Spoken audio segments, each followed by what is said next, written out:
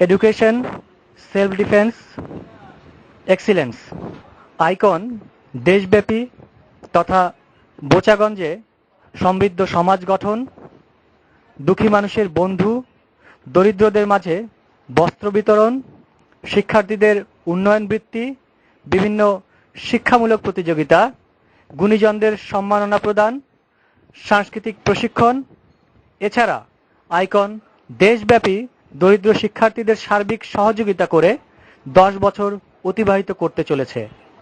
এ লক্ষ্যে 8 অক্টোবর 10 বছর অতিবাহিত উপলক্ষে এবং 11 বছর পদার্পণ উপলক্ষে আইকন কর্তৃপক্ষ বেলা 3টা থেকে রাত 11টা পর্যন্ত সেতাবগঞ্জ পাইলট মডেল উচ্চ বিদ্যালয়ে শিক্ষাসহ নানা বিনোদনমূলক অনুষ্ঠানের আয়োজন করেছে।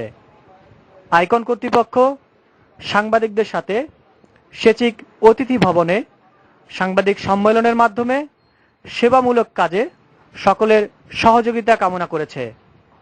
সাংবাদিক শামীম হোসেন, কেন্দ্রীয় সভাপতি, বাংলাদেশ মফস্বল সাংবাদিক সমিতি।